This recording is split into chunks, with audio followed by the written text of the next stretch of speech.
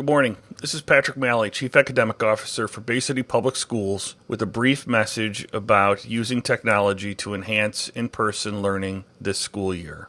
As we enter our second year implementing one-to-one technology as a school district, it's appropriate that we take some time to reflect on what we've learned and where we'd like to go with student technology in the future. To begin, I think it's crucially important that we all acknowledge that one-to-one technology is not a silver bullet. Research suggests that just giving students a device will not improve student outcomes. And still, that doesn't mean technology can't be an enabler for different types of student learning. If we're to maximize our investment in student devices to increase student outcomes, we must continue to work toward deep integration of technology into our everyday instruction. Let's acknowledge that deep integration is not going to occur overnight. In order to enhance our one-to-one initiative, we have to provide an infrastructure, resources, training, and support of technology so that all of our teachers and students feel confident about using the devices that we've provided as part of their teaching and learning every day. Over the last 6 months, we've done a lot at the district level to increase our support of district technology in 3 key ways. First, to help our staff, students, and families receive the support that they need with technology, we've added a district help desk. We know that technology is useless if it doesn't work or causes too much frustration. We understand that learning cannot occur if the computers and network are not working, and we're investing in improvements and increasing our staff to ensure the support of technology is more responsive to the needs of all who use it. Second, remote learning and one-to-one technology has introduced many new software platforms and computer resources. This year, we're rolling out 2 new curriculum resources, both in elementary ELA and in secondary social studies, that liberally use one-to-one technology to enhance curriculum. Over the coming years and months, I do not see this trend slowing down. As we add new curriculum resources to make good use of new technology, we're committed to planning for and providing professional development and support to use them effectively.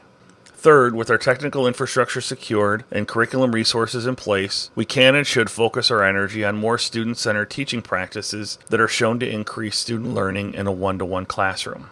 Let's talk a little more about technology support. Last year, we launched a new help desk system called Get Help. That system will continue to be the primary pathway for receiving technology support from one of our technicians. To receive technology help, just submit a ticket to Get Help using the URL shown on the screen. Your ticket will be directed to one of our support technicians based upon your needs. At the hub of our technology support system is Amanda Davis, our new help desk support technician. Have a problem but don't know how to describe it? Amanda can help. Just submit a ticket requesting contact be made and she'll walk you through some basic troubleshooting, update your ticket, or route it to the right person to have it addressed. Veterans in the district already know our building IT technicians, Eric Anderson and Kevin Sinicki. Eric and Kevin serve in similar roles on different sides of the district. Kevin supports schools on the west side of Euclid Avenue. Eric supports schools to the east. Most tickets that you submit for classroom technology, like desktop computers, projectors, or audio systems, get directed to them.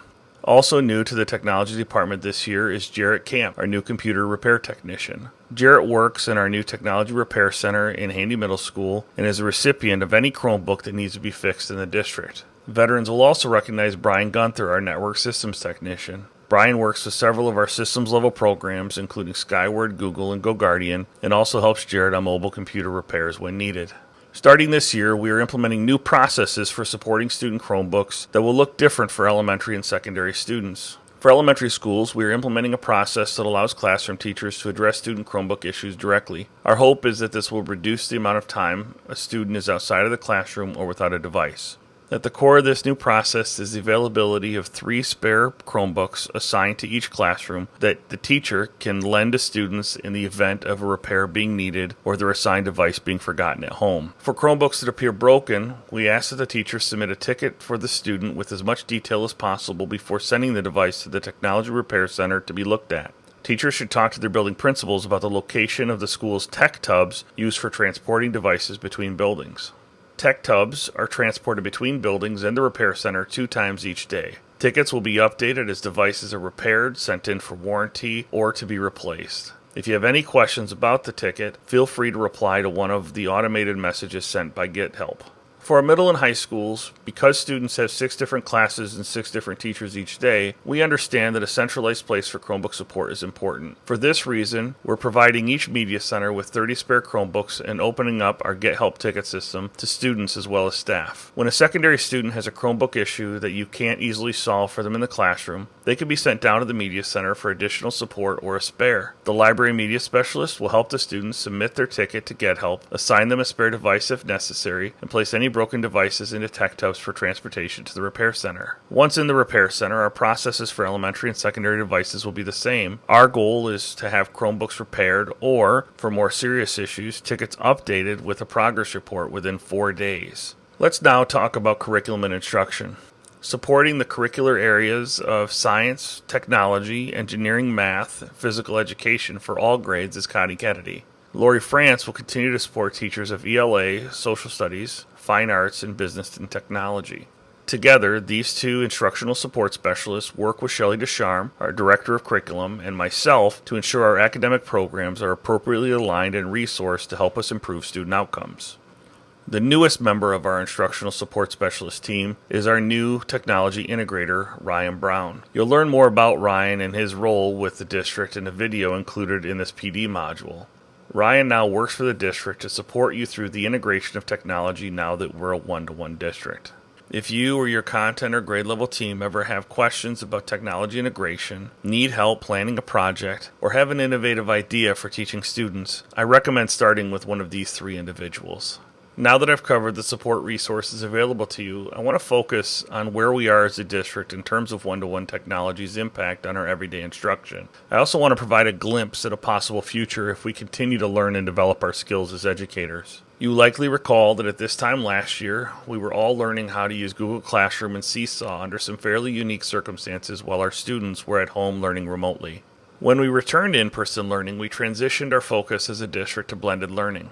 We emphasize the importance of continuing the practice of posting daily class agendas or lessons, resources, assignments, and due dates to Google Classroom or Seesaw so that students could easily access what they need or continue to learn even when needing to be absent from school. Unfortunately, not everyone continued the practice of maintaining their online classrooms while back in school. Due in part to the way it was rolled out during the pandemic, this best practice became associated more with remote learning than one-to-one technology.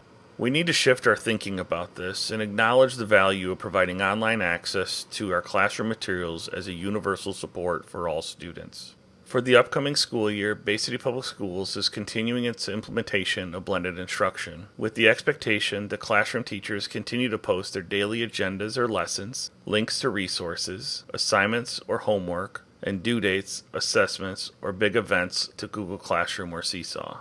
By providing this support universally as part of our core instruction, more students will stay organized, and more students will stay connected when absent from school, whether from illness, family vacation, or quarantine. Classrooms are full of students who didn't get enough sleep last night, who had athletic practices the night before, who got sick and missed school, who missed school and are not sick, who are disorganized, or who need support from family members in the evening while at home. By providing students universal anytime access to our class resources, we are increasing their chances of success without the need for further intervention. To be clear, posting agendas, resources, and assignments to Google Classroom and Seesaw is only the beginning when it comes to implementing student-centered practices that lead to deeper student learning. But it is the foundation for everything to come if we are to continue getting the most out of our investments in student technology.